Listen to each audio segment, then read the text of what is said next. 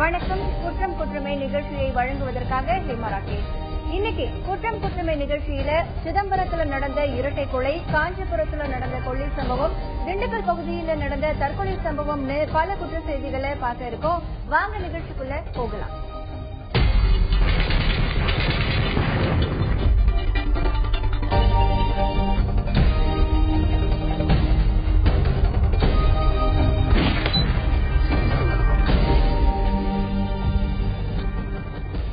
நீங்க பணம் கட்ட உடனே காசு, கை மேல காசு, மறுநாளே காசு சொல்லி சேர்க்கும் போது பிடிச்சி வாங்கிட்டு இப்ப என்ன சொல்றாங்க, மாச கணக்குல வருஷ கணக்குல 6 மாசம் கணக்குல இழுத்து அடிக்கிறாங்க. கேட்ட இன்னைக்கு வா நாளைக்கு கட்டி இழுத்து அழகு அடிக்கிறாங்க.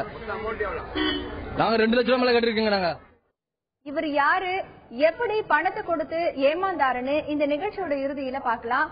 அதுக்கு முன்னாடி நெஞ்ச பதற வைக்கிற நிறைய கொலை செய்திகள் இருக்கு. முதல்ல அதை பாக்கலாம். மர்ம கும்பல் ஒன்று ரவுடியையும் அவரோட தம்பியையும் நாட்டு வெடிகுண்டு வீசி கொலை பண்ணிருக்காங்க. அதோடு ஆத்திரம் தீராத அந்த கும்பல் தங்களுடைய வெறிய தீத்துக்க கொலை பண்ணவங்களோட தலையை துண்டா வெட்டி மருத்துவமனை வாயில வீசிட்டு போயிருக்காங்க. சினிமா பாணியில நடந்த இந்த கொலை சம்பவம் சிதம்பரத்துல பெரிய பரபரப்பை ஏற்படுத்தி இருக்கு. கடலூர் மாவட்டம் சிதம்பரத்தை அடுத்த அண்ணாமலை நகரை சேர்ந்தவர் ஆம்புலன்ஸ் குமார். இவரு அந்த பகுதியில கட்ட பஞ்சாயத்து பண்ணிட்டு வந்ததா சொல்றாங்க. குமாரும் இவரோட தம்பி ராஜேஷும் இன்னைக்கு அதிகாலையில வீட்டுல தூங்கிட்டு இருந்திருக்காங்க. அப்போ இருசக்கர வாகனத்துல வந்த 15 பேரு குமாரோட கூட்டாளிகள் 6 பேரை தாக்கி நாட்டு வெடிகுண்டு வீசியிருக்காங்க. அப்புறம் வீட்டுக்குள்ள போன அந்த கும்பல் ஆம்புலன்ஸ் குமாரையும் அவரோட தம்பி ராஜேஷையும் அறிவாளால சரமாரியா வெட்டி கொலை பண்ணிருக்காங்க. குமாரும் ராஜேஷும் இறந்த அப்புறமும் கூட ஆத்திரம் அடங்காத அந்த கும்பல் 2 பேரோட தலைய துண்டா வெட்டி இருக்காங்க. வெட்டப்பட்ட தலைய இருசக்கர வாகனத்துல கொண்டு போய் அண்ணாமலை நகர்ல இருக்கிற பல்கலைக்கழக மருத்துவக் கல்லூரி மருத்துவமனை வாசல்ல வீசியிருக்காங்க. அது மட்டும் இல்லாம அங்க நாட்டு வெடிகுண்டு ஒண்ண அந்த கும்பல் வீசிட்டு போயிருக்கு. 30 பேர் வந்திருக்காங்க சார் வண்டியில. 30 பேர் வந்தவனே வெளியில வந்து தண்ணி யூரின் போதுக்கு சின்ன தம்பி ராஜேஷ் போயிருக்கான். போனவனே தலையில வெட்டினா ஐயோன்னு கத்திட்டு வந்தேன். நான் எழுந்து வந்தேன். உடனே அண்ணனை பார்த்து வந்தேன். 2வது ரூம்ல குமார் இருந்தான். 2 பேரும் வெளில இந்த பக்கம் வெடிகுண்டால் அடிக்கிறாங்க, அந்த பக்கம் வெடிகுண்டால் இருக்கான். குழந்தைங்க இருக்குன்னு ரூம்ல வச்சு கதவை சாத்திட்டாங்க. வெளில வந்தேன். ஒண்ணு கொண்டுடுவேன்னு சொல்லிட்டு வெடிகுண்டால கையில எங்க அம்மா எங்க பார்த்தாலும் வெடிகுண்டா அடிக்கிறாங்க. கொட்டாய்க்கு வந்து கொட்டாயில இருக்க பசங்களை அடிச்சு வீட்டிலே சரமாரியா வெட்டிட்டானோ சார். கேட்டா மண்டோட்ல அவனுக்கு மட்டும் தான் அடையாளம் தெரியுது. இந்த கொடூர கொலைய பத்தி தகவல் அறிஞ்ச போலீசார் சம்பவ இடத்துக்கு போய் குமார் ராஜேஷோட சடலத்தை கைப்பற்றிருக்காங்க. காயமடைஞ்ச குமாரோட கூட்டாளிகளை மருத்துவமனையில சேர்த்திருக்காங்க. முன்விரோதம் காரணமா நடந்த இந்த கொலையால அண்ணாமலை நகர்ல பதற்றமான சூழல் நிலவிட்டு வருது. அதனால அங்க போலீசார் குவிக்கப்பட்டிருக்காங்க.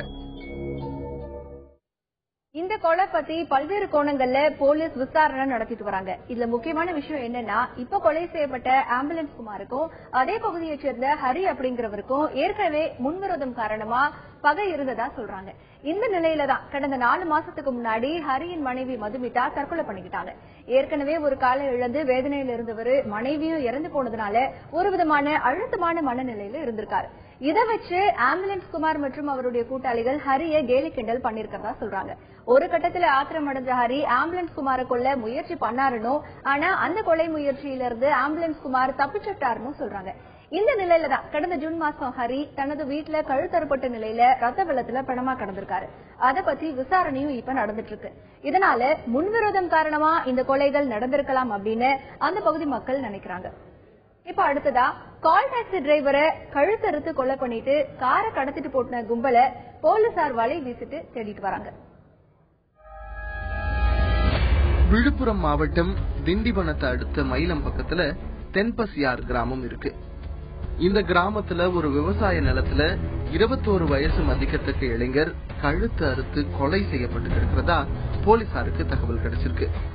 சம்பவ இடத்துக்கு போன மயிலம் போலீசார் சடலத்தை கைப்பற்றி கொலை செய்யப்பட்டு கிடந்தவர் யாருன்னு விசாரணை நடத்தினாங்க. அந்த இளைஞரோட சட்டையில எல்லோ கால் டாக்ஸி அப்படின்னு ஒரு பேட்ஜ் இருந்துச்சு. இதை வச்சு கொலை செய்யப்பட்டவர் ஒரு கால் டாக்ஸி டிரைவரா இருக்கலாம்னு போலீசார் சந்தேகப்பட்டாங்க. சென்னையில இருக்கிற அந்த கால் டாக்ஸி நிறுவனத்தை போலீசார் தொடர்பு கொண்டாங்க. அப்போதான் கொலை செய்யப்பட்டு கிடந்தது கால் டாக்ஸி டிரைவர் பாக்கியராஜ் அப்படிங்கிறது தெரிய வந்திருக்கு. நெல்லை மாவட்டம் வள்ளியூர் அடுத்த தங்கயம் கிராமத்தை சேர்ந்த பாக்கியராஜ் சென்னை கூடுவாஞ்சேரியில தங்கி டிரைவர் வேலை பார்த்துட்டு வந்திருக்காரு. கால் டாக்ஸி நிறுவனத்துக்கு 30ஆம் தேதி தொலைபேசியில பேசின மர்ம நபர் ஒருத்தர் மேல்மருவத்தூருக்கு போகணும், அதுக்கு வாடகை கார் வேணும்னு கேட்டிருக்காரு. இதையடுத்துதான் அந்த நிறுவனம் டவேரா கார் அனுப்ப அதுக்கு டிரைவரா பாக்கியராஜ் போயிருக்காரு. அந்த கார்ல இருந்த ஜிபிஎஸ் கருவி வண்டி திண்டிவனத்தை தாண்டி போனதையும் அடுத்த 1 மணி நேரத்துல திண்டிவனத்துல இருந்து சென்னை வர்றதையும் காட்டியிருக்கு. ஆனா அதுக்கப்புறம் ஜிபிஎஸ் வேலை செய்யல. இந்த நிலையில தான் பாக்கியராஜ் கொலை செய்யப்பட்டு கிடந்தது கண்டுபிடிக்கப்பட்டிருக்கு. கார்ல வந்தவங்க பாக்கியராஜ கொலை செஞ்சு போட்டுட்டு காரை கடத்திட்டு போனது தெரிய வந்திருக்கு. சென்னையில கூடுவாஞ்சேரியில இருக்கு. அது என்னோட வண்டி டவேரா வண்டி நான் வச்சிருக்கேன். அதை எல்லோ கால் டாக்ஸில் அட்டாச் பண்ணியிருக்கிறேன். அந்த எல்லோ கால் டாக்ஸில் அட்டாச் பண்ணி இப்போ 1 வருஷம் ஆகுது. அதில் 30ஆம் தேதி பார்த்துக்கிட்டீங்கன்னா மதியம் 12 மணிக்கு ஒரு கால் டாக்ஸிலேருந்து ஒரு பிக்கப் கொடுத்துருக்காங்க. 12 மணி நேரம் பேக்கேஜ் போயிட்டு வாங்க சார் அப்படின்னு. பாக்கியராஜ் எங்கள் டிரைவர் அந்த பிக்கப் எடுத்து அவர் போயிருக்காரு. போய் அந்த பிக்கப் 12 மணி நேரம் ஆகி நைட்டு 12 மணி வரை. என்னோட ஃப்ரெண்டு 6 மணிக்கு கால் பண்ணியிருக்காங்க. அந்த கால் சுவிட்ச் ஆஃப் பண்ணிட்டு வந்திருக்குது. அப்போ எனக்கு கால் பண்ணாங்க, இப்படி தம்பியோட நம்பர் சுவிட்ச் ஆஃப்ல இருக்குது, என்னன்னு பாருங்க அப்படின்ட்டு. நானும் அடிச்சு பார்த்தேன், சுவிட்ச் ஆஃப்ல தான் இருந்தது. மறுநாள் எனக்கு போலீஸ்ல இருந்து கால் வருது. திண்டிவனத்துல இருந்து கால் பண்றேன் சார், போலீஸ் ஸ்டேஷன்ல இருந்து. உங்களுக்கு எல்லோ கால் டாக்ஸி ட்ரெஸ் ஒருத்தர் போட்டிருக்காரு, அவரை பத்தி ஏதாவது தெரியுங்களா அப்படின்னு கேட்டாங்க. அப்போ திண்டிவனத்துக்கு தான் போனாங்க. அப்போ அது என்னோட தம்பி தான். என்ன சார் அப்படின்னு கேட்டேன். அது ஒரு மர்டர் ஆயிருக்கு சார், நீங்க சில அடையாளங்களை எங்களுக்கு காமிச்சு கொடுங்க அப்படின்னாரு. நாங்க ஊர்ல இருந்து எல்லாரும், நான் எங்க அண்ணன் எல்லாரும், எங்க மாமா எல்லாரும் கிளம்பி வந்தோம். பார்க்க போனதுக்கு அவங்க ஹாஸ்பிட்டல்ல தான் எனக்கு காமிச்சாங்க. கழுத்தை அறுத்து கொலை பண்ணியிருக்கிறாங்க. அது ரொம்ப கொடூரமா இருக்குது பாக்குறதுக்கு. போலீசார் திண்டிவனம் சுங்கச்சாவடியில் இருக்கிற சிசிடிவி கேமராவில் பதிவான காட்சிகளை பார்த்தப்போ அந்த கால் டாக்ஸி 30ஆம் தேதி இரவு 8:30 மணிக்கு திண்டிவனத்தை தாண்டி போறதும் 10:30 மணிக்கு திரும்பி சென்னை நோக்கி போறதும் தெரிய வந்திருக்கு. ஆனா கார்ல இருந்த நபர்களோட அடையாளம் சரியா தெரியாததால குற்றவாளிகளை பிடிக்கிறதுல சிக்கல் ஏற்பட்டிருக்கு. விழுப்புரத்துல நடந்த இந்த சம்பவம் பல கால் டாக்ஸி டிரைவர்களை பதட்டமடைய வச்சிருக்கு. ஏன்னா கடந்த பல ஆண்டுகள்ல இந்த மாதிரி பல சம்பவங்கள் நடந்திருக்கு. இத பத்தி டாக்ஸி டிரைவர்ஸ் என்ன கருத்து சொல்றாங்க அப்படிங்கறத கேட்கலாம். நாங்க 1 வருஷமா வண்டி ஓட்டுறோம். பாதுகாப்புன்னு ஒண்ணுமே கிடையாது. கஸ்டமர் வீட்டுல போய் பிக்கப் பண்றோம்னா அதை வச்சு நாங்க எங்க டெத் ஆயிட்டோம்னா கண்டுபிடிக்க முடியாது, யாராலும் கண்டுபிடிக்க. நாங்க உயிரோட இருந்தோம், ஏதோ நாய் போச்சு, ஹாஸ்பிட்டல் எங்களை அட்மிட் பண்ணிருக்காங்க. அதுக்கப்புறம் நாங்க எங்களுக்கு வீடு தெரியும், நாங்க போய் கண்டுபிடிச்சு இது பண்ணிக்கலாம். அட்மிட் சாவசப்படுறாங்கன்னா ஒண்ணுமே பண்ண முடியாது, கண்டே பிடிக்க முடியாது. ஜிபிஎஸ் இருக்கு வண்டியை கண்டுபிடிச்சிடலாம், எங்களுக்கு கண்டுபிடிக்க முடியாது. இப்ப இன்னைக்கு பேப்பர்லயே வந்திருக்கு, திண்டிவனம் பக்கத்துல அடிச்சு போட்டு எடுத்து போயிருக்காங்க, வண்டியை ட்ராக் பண்றாங்க, அவ்வளவுதான். பாதுகாப்புனா கஸ்டமர் வராங்கன்னா அவங்க கிட்ட ஐடி ப்ரூஃப் எதுனா வாங்கணும், ஜெராக்ஸ் வாங்கி வச்சுக்கணும். இதான் எங்க வீட்டு அட்ரஸ் சொல்லிட்டு வாங்கி வச்சுனா அது பெஸ்ட் சார். கஸ்டமர்லாம் வண்டி புக் பண்ணும்போது நல்லா தான் புக் பண்றாங்க. ஆபீஸ்லயும் அவங்க அட்ரஸ் ப்ரூஃப் இந்த ஐடி ப்ரூஃப் எதுவும் சரியா வாங்க மாட்டாங்க. வாங்காம அவங்க புக் பண்ணி அனுப்பி விட்டுறாங்க. போற இடத்துல எங்களுக்கு பாதுகாப்பு இல்ல. ஒவ்வொருத்தரும் ஒவ்வொரு மாதிரி இருக்காங்க. நாங்க நகை அடமானம் வச்சு பல லட்சம் ரூபாய் முதலீடு போட்டு வண்டி எடுத்திருக்கோம். வர்றவங்க நல்லா பேசி நல்லா வர்றாங்க. போற வழியில எல்லாம் தண்ணி அடிச்சுட்டு குடிச்சிட்டு வரும்போது டிரைவருங்களை அடிச்சு போட்டு வண்டி தூக்கிட்டு போயிடுறாங்க. இதுக்கு எங்களுக்கு கவர்மெண்ட்ல இருந்து ஒரு நல்ல பாதுகாப்பு கொடுக்கணும். இதுக்கு ஒரு நல்ல நடவடிக்கை எடுக்கணும் முதல்ல அரசு. இது தொடர்ந்து இப்போ 3-4 சம்பவம் இப்படி தொடர்ந்து நடந்திருக்கு. காட்டாட்சி டிரைவர் ஒருத்தர் நைட்டு மகளும் கண் முழிச்சு கஷ்டப்பட்டு வண்டி ஓட்டுறோம். கஷ்டப்பட்டு வண்டி ஓட்டி டிவோ கட்டி நாங்க வண்டியை காப்பாத்துறதுக்கு இப்படி கிடந்து நாய் பகல சம்பாதிச்சு கஷ்டப்படுறோம். இவங்க என்ன இப்படி அசால்ட்டா திருடுங்க அடிச்சு போட்டு வண்டியை தூக்கிட்டு போயிடுறாங்க. இதுக்கு எங்க கம்பெனிலயும் ஒரு நல்ல ரெஸ்பான்ஸ் கொடுக்கணும். ஐடி பொறுப்பு வாங்கி அவங்க வீட்டுல போய் நாங்க பிக்கப் பண்ற மாதிரி இருக்கணும். ரோட்ல விட்டு பிக்கப் பண்ண விட்டுறாங்க. வீட்டு அட்ரஸ் கொடுத்து பிக்கப் பண்ணா அவங்க வீட்டுல போய் கேட்கலாம். அதுக்கு வழி இல்லாம போயிருது. ரோட்ல பஸ் ஸ்டாண்ட்ல நின்றுட்டு பஸ் ஸ்டாண்ட்ல பிக்கப் பண்றாங்க. நாங்க பஸ் ஸ்டாண்ட்ல போய் பிக்கப் பண்றோம். எங்க போய் கேட்கறதுன்னு எங்களுக்கு ஒண்ணும் தெரியல. இதுக்கு நல்ல நடவடிக்கை காவல்துறை சேர்ந்து எடுக்கணும். நம்ம டிரைவர்ஸ் கவனிக்க வேண்டிய ஒரு சில முறைகள் பார்ட்டி கூட பேச்சு கொடுக்குறோம். பேச்சு கொடுக்கும்போது நம்ம இடத்துக்கு நியாயமான வாடகை நம்ம கேட்கணும். அந்த வாடகை கொடுக்குறாங்களா இல்ல எச்சா வாடகை கேட்டு எச்சா கொடுக்குறாங்க அப்படிங்கறதுக்கோசம் நம்ம அவங்கள வண்டி எடுத்துட்டு போய் அவங்க இந்த ரோடு அந்த போறப்ப எங்க போறீங்க என்ன ஏதுன்னு டீடைல்ஸ் கேட்டுக்கணும். அவங்க போற விட்டு போட்டு இன்டீரியர்ல காட்டுக்குள்ள வேற எங்கேயாவது போற மாதிரி இருந்துச்சுன்னா நம்ம ஸ்டாப் பண்ணிக்கணும். வண்டியை போகக்கூடாது. பார்ட்டி மேல சந்தேகம் அப்படின்னு இருந்துச்சுன்னா கண்டிப்பா எங்கேயாவது ஓரம் கட்டி நிறுத்தி ஆட்கள் கூட்டமா இருக்க இடத்துலயோ டாக்ஸி ஸ்டாண்டு ஆட்டோ ஸ்டாண்டு இந்த மாதிரி நிறைய ஆளுங்க இருக்கிற இடத்துல ஏரியாவில் நிப்பாட்டி அவங்களுக்கு பிடிக்கல அப்படின்னா அவங்களை இறக்கி விட்டுறோமே தவிர அவங்க கூட வாக்குவாதமா சண்டை பிடிச்சிட்டு நம்ம ஜெயிக்க முடியாது. அவங்க 4 பேர் இருக்கிற இடத்துல நம்ம 10 பேர் இருக்கிற இடத்துல நம்ம ஒரு ஆள் இருப்போம், அந்த ஒண்ணு மல்லுக்கட்டு ஜெயிக்க முடியாது. அதனால விழிப்புணர்வோட ஒரு டிரைவர் செயல்படணும். அப்படி செயல்படல அப்படின்னா இந்த மாதிரி கொண்டு போய் ஒவ்வொரு டிரைவருக்கும் எந்த பாதுகாப்பும் இல்லாம பண்ணிட்டு இருக்காங்க. பழனியில முன்விரோதம் காரணமா ஆட்டோ டிரைவர்கள் 2 பேர் வெட்டி படுகொலை செய்யப்பட்டிருக்காங்க. திண்டுக்கல் மாவட்டம் பழனி அடிவாரம் ரோட்ல தனியாருக்கு சொந்தமான பார் இருக்கு. இந்த பாருக்கு மது அருந்த ஆட்டோ டிரைவர்கள் உதயகுமார், பாலாஜி, சதீஷ் இவங்க எல்லாம் போயிருக்காங்க.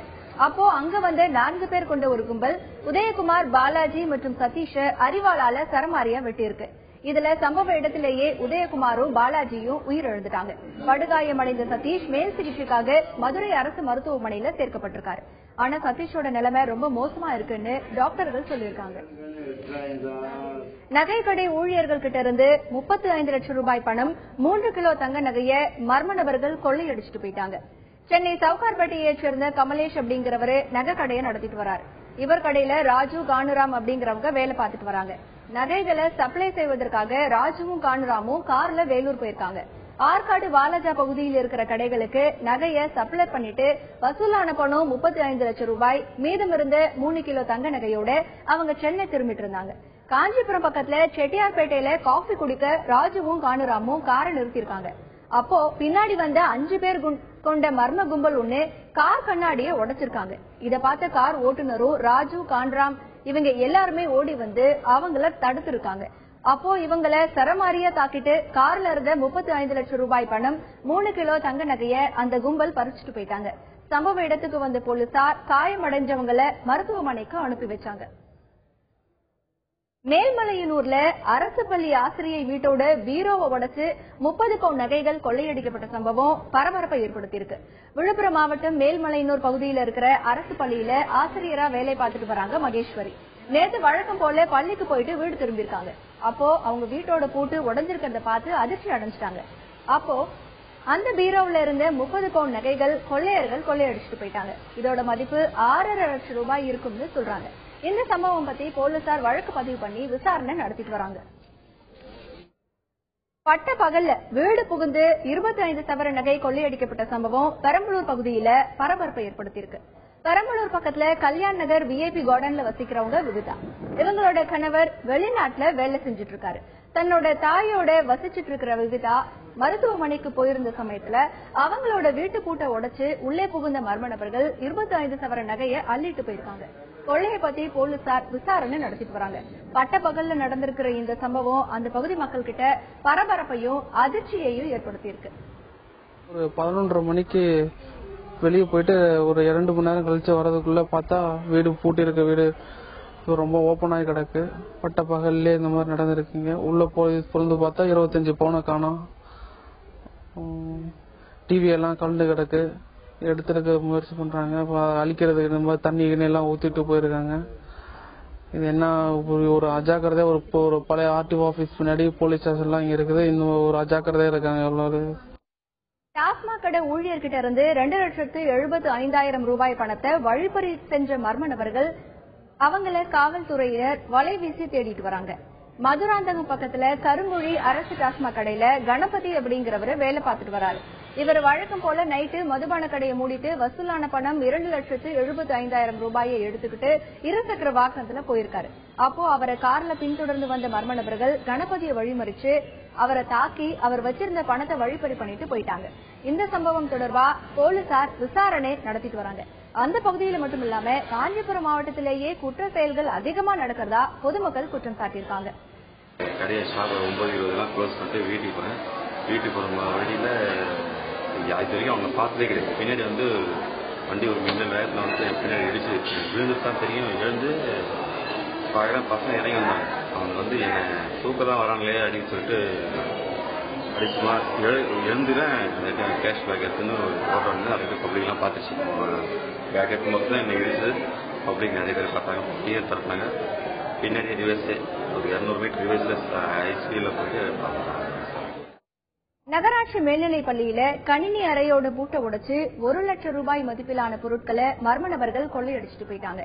சிவகாசியில் இருக்கிற ஒரு நகராட்சி மேல்நிலை பள்ளியில மாணவர்கள் கம்ப்யூட்டர் பிரிவு படிக்கிறதுக்கு தனியா ஒரு ரூம் இருக்கு. இந்த ரூமோட பூட்டை உடைச்சு உள்ளே போன திருடங்க வரிசையா அடுக்கி வச்சிருந்த கம்ப்யூட்டர்ஸ் மற்றும் UPS திருடிட்டு போயிட்டாங்க. இதோட மதிப்பு 1 லட்சம் ரூபாய் இருக்கும்னு சொல்றாங்க. இந்த திருடங்க பள்ளியோட சுவர் ஏறி குதிச்சு உள்ளே நுழைஞ்சு அறையோட பூட்டை உடைச்சு கொள்ளையடிச்சிருக்காங்க. இந்த கொள்ளை சம்பவம் அங்க படிக்கிற மாணவர்கள் கிட்ட பெரிய பரபரப்பை ஏற்படுத்தியிருக்கு. இப்பள்ளியில் கடந்த 3 தினங்கள் விடுமுறையாக இருந்ததால் திங்கட்கிழமை பள்ளியில் வந்து பார்த்த பொழுது வெளிநபர்கள் பள்ளியில் உள்ள கணினி அறையில் உள்ள 3 பூட்டுகளை உடைத்து கணினி அறையில் உள்ள ஒரு லேப்டாப், 2 டெஸ்க்டாப் மற்ற 2 ஸ்பீக்கர்களை திருடியுள்ளதாக தெரிகிறது. மேலும் பள்ளியின் வயர்கள் ஒரு அறையிலிருந்து மற்றொரு அறை செல்லக்கூடிய வெளி வயர்களை துண்டித்து எடுத்து சென்றிருப்பதும் தெரிந்துள்ளது. சென்னை சோழிங்கநல்லூருக்கு பக்கத்துல இருக்கிற கண்ணகி நகர்ல கோவில் திருவிழா அப்போ ஏற்பட்ட தகராறுல 3 பேர் அரிவாளால வெட்டப்பட்ட சம்பவம் அந்த பகுதியில பெரிய பதற்றத்தை ஏற்படுத்தியிருக்கு. கண்ணகி நகர்ல 2 நாளைக்கு முன்னாடி அங்காளம்மன் கோவில்ல ஆடி திருவிழா நடந்தது. அன்னைக்கு நைட்டு அம்மன் தேர் வீதி உலா வந்துட்டு இருந்தப்போ 2 தெருவை சேர்ந்தவர்களுக்கும் பிரச்சனை ஏற்பட்டிருக்கு.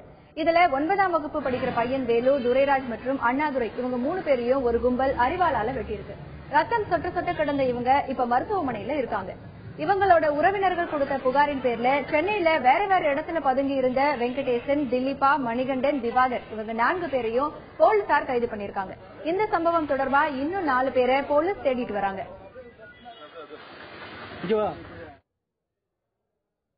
திண்டுக்கல் பக்கத்துல வரதட்சணை கொடுமை காரணமா புது பொண்ணு மண்ணெண்ணெய் ஊத்தி தற்கொலை பண்ணிக்கிட்டாங்க. திண்டுக்கல் பகுதியில ரெங்கசமுத்திரப்பட்டி அப்படிங்கிற பகுதியைச் சேர்ந்தவர் நாகராஜ். இவர் தன்னோட பொண்ணு மங்கையர்கரசிய மேலக்கோவில்பட்டியைச் சேர்ந்த பிரபு அப்படிங்கிறவருக்கு போன வருஷம் செப்டம்பர் 8ஆம் தேதி கல்யாணம் பண்ணி வச்சிருக்காரு. 7 சவர நகை, சீர்வரிசை இது எல்லாம் செஞ்சு 4 மாசத்துல குடும்ப பிரச்சனை காரணமா மங்கையர்கரசி அப்பா வீட்டுக்கு வந்துட்டாங்க. இந்த நிலையில ஊர் பெரியவங்க பேசி இவங்களை சேர்த்து வச்சும் திரும்பவும் வரதட்சணை கேட்டு கொடுமைப்படுத்தியதா சொல்றாங்க. இதுல மனசுடைஞ்சு போன மங்கையர்கரசி வீட்டுல யாருமே இல்லாத நேரத்துல மண்ணெண்ணெயை உடம்புல ஊத்தி தற்கொலை பண்ணிக்கிட்டாங்க. பிரபுவுக்கும் மங்கையர்கரசிக்கும் திருமணமாகி 1 வருஷம் கூட ஆகாததுனால இவருடைய மரணம் பற்றி திண்டுக்கல் வருவாய் கோட்டாட்சியர் விசாரணை நடத்திட்டு வராங்க. இந்த பொண்ணு வந்து கட்டி கொடுத்ததுல அங்க போய் இருந்ததுல இந்த மாதிரி ஏற்கனவே கல்யாணம் முடிக்கிறதுக்கு முன்னாடியே கல்யாணம் பண்ணி கொடுத்துறப்ப இந்த மாதிரி பவுன் நிறைய கேட்டு 15 பவுன் கொடுத்தீங்க போட சொன்னீங்க, இப்ப நான் 7 பவுன் தான் போட்டிருக்கீங்க அப்படின்னு சொல்லி ஏற்கனவே அந்த பொண்ணு நல்லா கொடுமைப்படுத்திருக்காங்க. வீட்டுல நீ போய் இன்னும் 15 பவுன் 2 லட்சம் பணம் இதெல்லாம் கொண்டு வா, இதெல்லாம் கொண்டு வந்தாதான் அவனை வீட்டுல சேர்ப்போம், இல்லைன்னா எங்கேயாவது போய் செத்து தொலை அப்படின்னு சொல்லி நல்லா பேசியிருந்திருக்காங்க. அந்த பொண்ணு ஏற்கனவே நிறைய தடவை என்கிட்ட சொல்லியிருக்குது, அழுது இருக்குது. இந்த மாதிரி இந்த மன வருத்தத்திலே இருந்ததுல இந்த பொண்ணு நேற்று வந்து தீ குளிச்சு மண்ணெண்ணெய் ஊற்றி இங்க பக்கத்துல வெளியே வீட்டை விட்டு எல்லாரும் வெளியே போன சமயத்துல தீ குளிச்சு மண்ணெண்ணெய் பிடிச்சி பொறிச்சு இந்த இன்னைக்கு இறந்துருச்சுன்னு தகவல் வந்துருச்சு. மனசுக்கு ரொம்ப வலியும் வலியுமா இருக்கு. ஏலச்சீட்டு மோசடி, சிட்பண்ட் மோசடி, அதிக வட்டி தரதா சொல்லி பணம் மோசடின்னு தினமும் நிறைய மோசடி பத்தி செய்தித்தாட்கள்ல படிக்கிறோம், தொலைக்காட்சியிலையும் பாக்குறோம். அது பார்க்கும்போது ஏமாறுறவங்க இருக்கிற வரைக்கும் ஏமாத்துறவங்க இருந்துட்டு தான் இருப்பாங்கன்னு தெரியுது. இப்படிதாங்க விழுப்புரத்துல சிறுசேமிப்பு திட்டம் அப்படிங்கிற பேர்ல பொதுமக்கள் கிட்ட பணம் வாங்கி திருப்பி தராம ஒரு நிறுவனம் மோசடி பண்ணிருக்கு. தாங்க எப்படி ஏமாந்தோம் அப்படிங்கறத அவங்களே சொல்றாங்க, கேட்கலாம். பொண்ணு கல்யாணத்துக்காக கஷ்டப்பட்டு ரொம்ப வாயை ஊத்த கட்டி வீட்டு வேலை செஞ்சு கட்டினேன் சார். முதல் 2 முறை கட்டி ஒழுங்கா தான் கொடுத்தாங்க, இல்லன்னு சொல்லல. இது 3ஆவது முறை கட்டினது. 1 வருஷம் முடிஞ்சிச்சு, 6 வருஷம் ஆயிடுது. இன்னைக்கு வா, நாளைக்கு வா, 28ஆம் தேதி வா, 10ஆம் தேதி வா, இப்படியாவது சொல்லிட்டு வராங்களா கண்டி குடுத்தப்பாடு இல்ல. இன்னைக்கு கேட்கறதுக்கு போலீஸ்காரங்களை வச்சு அராஜகம் பண்றாங்க, போங்க குடிச்சு தள்ளுறாங்க. எங்களை உங்களால என்ன பண்ணுமா பண்ணிக்க போங்கன்றாங்க. பல கோடி ரூபாய் நஷ்டம் எங்களுக்கு, ஏழைங்களுக்கு தான் நஷ்டம். எங்களுக்கு நாங்க வட்டி கூட தேவையில்லை சார், எங்களுக்கு முதல் கொடுத்தா போதும். அசல் கட்டண பணம் வரைக்கும் எங்களுக்கு கொடுத்தா போதும். நாங்க 6 மாசத்துக்கு ஒரு டிவின்னு கட்டினாங்க, 2760 ரூபா கட்டணும். எங்களுக்கு எல்லா பில்லும் வாங்கிட்டாங்க, எல்லாமே சீட்டு பணமும் கட்டி முடிச்சுட்டாங்க. எங்க அம்மா உயிருக்கு போராடிட்டு இருக்காங்க, ஆஸ்பத்திரியில சேர்த்திருக்கான். எங்களுக்கு பணம் கேட்டாக்கா பணம் இன்னைக்கு வராது, இன்னும் 2 வருஷம் ஆகும், கோர்ட்டு மூலியமா தான் தீர்ப்பாய் வருன்றாங்க. அதுக்கு என்னங்க நாங்க பதில் செய்யறது? எங்க அம்மா உயிரை கொடுப்பாங்க, நான் பணம் பாதி கூட வாங்கிக்கலாங்க, எங்க வேணாலும் உயிரை வாங்க முடியுமாங்க? பணத்தை கட்டி முடிச்சுங்க இந்த PSL நிறுவனத்துல கட்டி முடிச்ச பிறகு நீங்க பணம் கட்ட உடனே காசு கை மேல காசு மறுநாளே காசு சொல்லி சேர்க்கும் போது பிடிச்சி வாங்கிட்டு இப்ப என்ன சொல்றாங்க மாச கணக்குல வருஷ கணக்குல 6 மாசம் கணக்குல இழுத்து அடிக்கிறாங்க. கேட்ட இன்னைக்கு வா நாளைக்கு வாட்டி இழுத்து அழகு அடிக்கிறாங்க. நாங்க 2 லட்சம் ரூபாய் மேல கட்டிருக்கீங்க. நாங்க பிக்சட் டெபாசிட் போட்டிருக்கோம். நாங்க 2 லட்சம் பிக்சட் டெபாசிட் போடுறோங்க. முடிஞ்சு 1 வருஷம் இன்னும் தர மாட்டாங்க. கேட்ட இன்னைக்கு வா நாளைக்கு வா அழகு அடிச்சிட்டு இருக்காங்க. எங்களை மாதிரி நிறைய பேர் பல லட்சம் பல கோடி கட்டிருக்காங்க. அவங்கள எந்த நிலைமையில ஒவ்வொருத்தரும் தற்கொலை பண்ணி சாவர நிலைமையில இருக்காங்க. அவங்க போலீஸ் வந்து நடவடிக்கை இருக்கு. போலீஸ் வந்து அவங்களை வச்சுட்டு அவங்களுக்கு தான் பாதுகாப்பு எங்களுக்கு மிரட்டுறாங்க. இத்துடன் இன்றைய குற்றம் குற்றமே நிகழ்ச்சி நிறைவடைகிறது. மீண்டும் நாளை சந்திக்கலாம்.